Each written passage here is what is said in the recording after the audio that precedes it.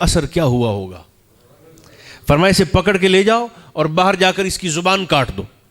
امیر کائنات نے اس کا ہاتھ پکڑا، حکمت علی بتا رہا ہوں، علی کی دانائی بتا رہا ہوں، پکڑ کر باہر لے گئے اور مسجد سے تشریف لے گئے۔ سرکار نے خطبہ مکمل کیا، واپس تشریف لے گئے۔ اب جب خطبہ ختم ہوا تو وہ جو حاضرین مجلس تھے وہ بھاگ کر باہر نکلے کہ دیکھیں کہ یعنی سرکار دو عالم علیہ السلام کے حکم کا اثر کیا ہوا ہے۔ جب وہ بھاگ کر باہر نکلے تو لوگوں نے کیا دیکھا کہ مسجد نبوی شریف کی ساتھ والی پچھلی گلی سے وہ بندہ جس کی زبان کاٹنے کا حضور نے حکم دیا تھا وہ ایسے چپ کر کے گلی میں سے چلتا ہوا آ رہا ہے اور زبان سے نعرے لگاتا جا رہا ہے، علی تیرے گھر ورگا گھر بھی کوئی نہیں تے تیرے در ورگا در بھی کوئی نہیں۔ ویسے آپ ایک دفعہ مردوں کی طرح زور سے کہہ سکتے ہیں سبحان اللہ؟ زور سے بولی۔ ویسے مرد حکیمہ دا ہور ہوندا ہے تے صوفیاء دا مرد ہور ہوندا ہے۔ یہ ایک حکیم میرے سر پہ بھی چڑھ کے کھڑا ہوا ہے پیچھے۔ حکیموں کا مرد اور ہوتا ہے اور صوفیاء کا مرد اور ہوتا ہے۔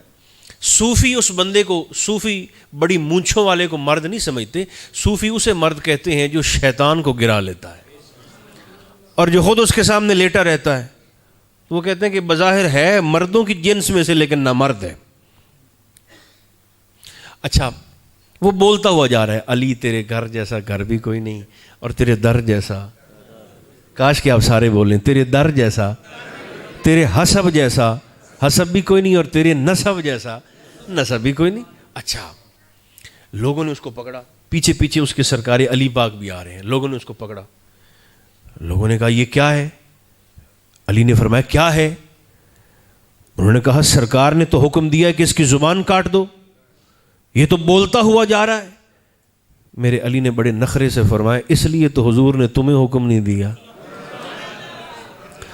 فرمایا کسی اور کو حکم دیا ہوتا تم نے بیچارے کی واقعی یہ والی کاٹ دینی تھی۔ انہوں نے کہا اچھا، پھر سرکار کے فرمان میں حکمت کیا تھی، وہ راز کیا تھا؟ تو مولا کائنات نے ارشاد فرمایا اس بندے کا محبوب کی تقریر کے دوران بار بار اٹھ کر روٹی کا سوال کرنا ہمیں بتاتا ہے کہ یہ بیچارہ بھوکا بہت ہے، بھوک نے اس کی مت مار دی ہے، اس کی عقل کو معوف کر دیا ہے، اس کے دماغ پہ پردہ ڈال دیا ہے، اسے نہیں پتہ چل رہا کہ حضور کیا ارشاد فرما رہے ہیں، دنیا کی بات کر رہے ہیں، آخرت کی بات کر رہے ہیں، کتنی عظمت کے جملے ارشاد فرما رہے ہیں۔ بھوک نے اس کی عقل مار دی ہے۔ سرکار نے اس کی حاجت کو بھانپتے ہوئے مجھے مخاطب ہو کر فرمایا علی اسے پکڑ کر باہر لے جاؤ اور جا کر اس کی بولنے والی نہیں، اس کی مانگنے والی زبان کو کاٹو، گویا اسے اتنا عطا کر دو کہ مرتے دم تک اسے کسی اور سے مانگنے کی حاجت ہی نہ رہے۔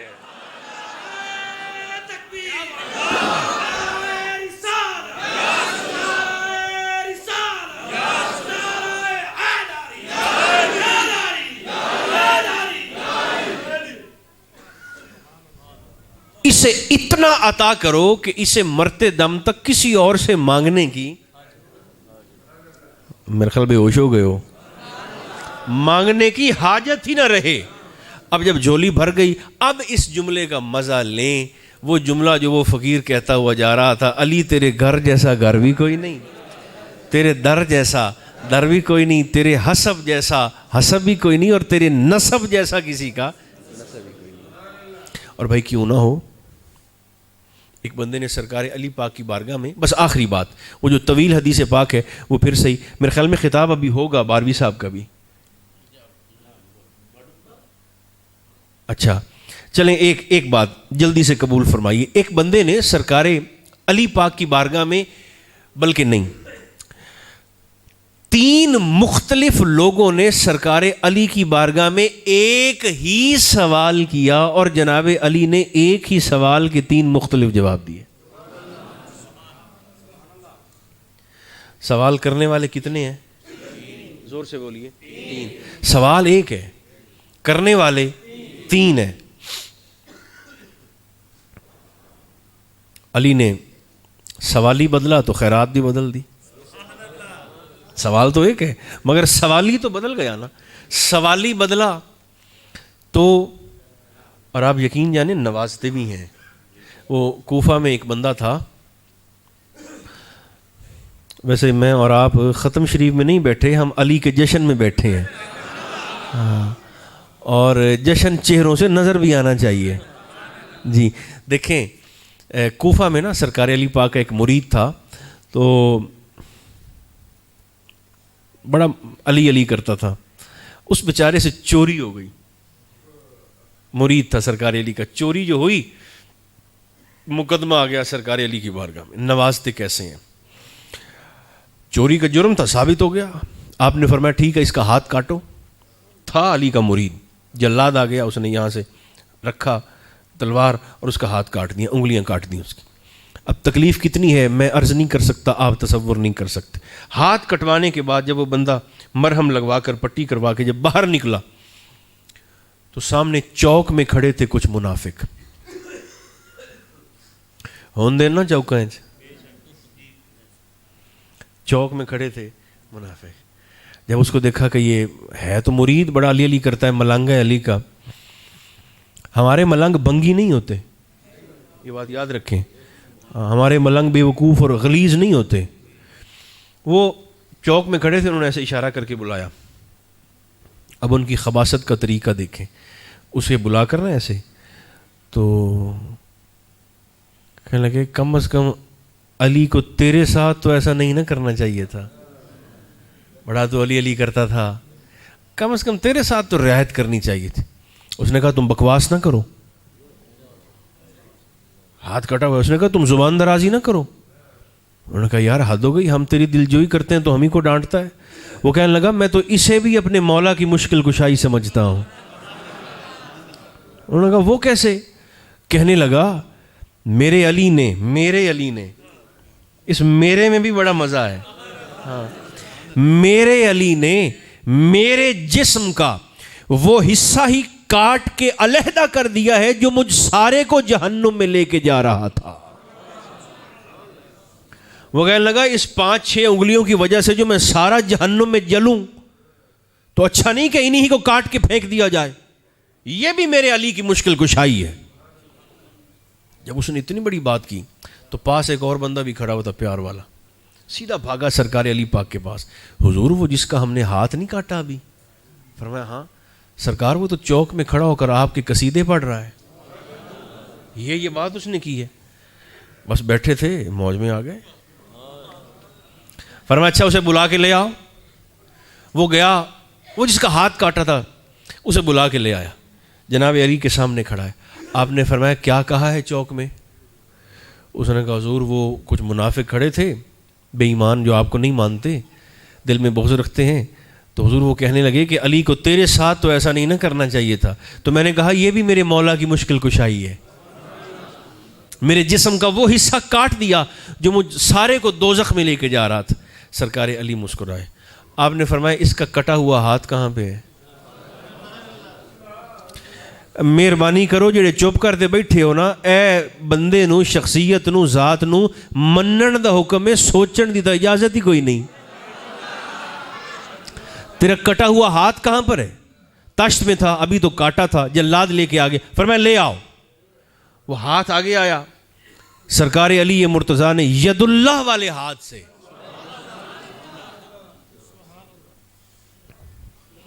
کٹا ہوا وہ ہاتھ, وہ پنجہ پکڑا, پٹی کھولی, اس کی کلائی پر لگایا اور ایسے ہاتھ مس کر کے لعاب دہن لگا کے فرمایا چھڈ. رکھا تھا تو کٹا ہوا تھا, جب وہاں سے ایسے مس کر کے چھوڑا تو ہاتھ وہاں سے ایسے جڑا جیسے کبھی اسے وہاں سے تکلیف آئی نہ ہو. ایک بندہ کہنے لگا جی مولا علی یہ کام کر لیتے تھے؟ تو میں نے کہا جی غوث دے ٹھڈے نال مردہ زندہ ہو سکتا ہے تے غوث دے ابے نو ولیان دین. زور سے بولو. ویسے میں شعر تھوڑے پڑھتا ہوں, اگر میری طرز ہوتی نا, میری آواز ہوتی باروی صاحب جیسی, تو میں نے آپ میں سے 3-4 پھڑکا دینے تھے آج.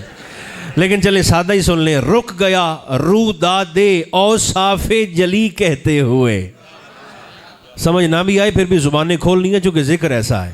رک گیا رو دادے اوصاف جلی کہتے ہوئے, کیوں جھجکتا ہے تو ولی کو ولی کہتے ہوئے, علی کو مولائے کل مانتا ہے تو پھر موت کیوں آتی ہے تجھ کو یا علی کہتے ہوئے.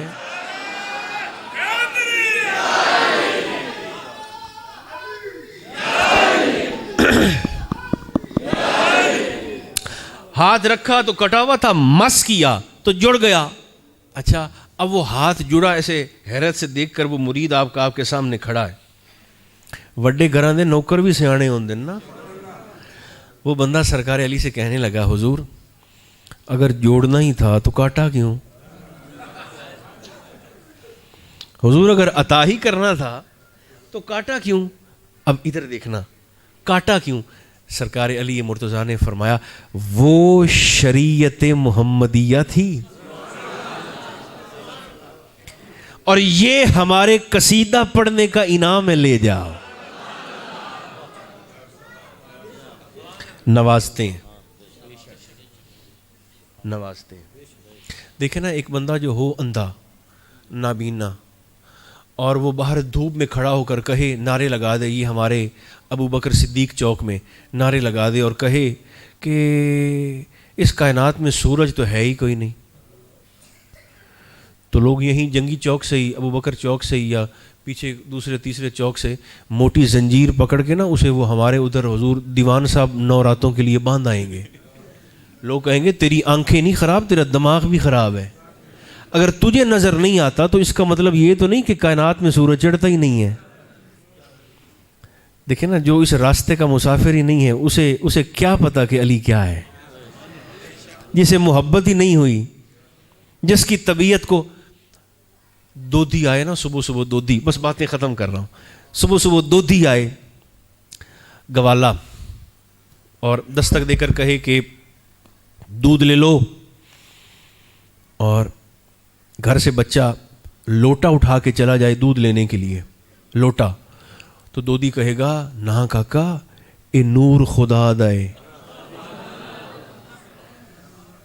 نور تے پاک بانڈا لے آ, لوٹا نہیں پاک برتن لے آؤ. کیوں بھائی؟ نور خدا دائے.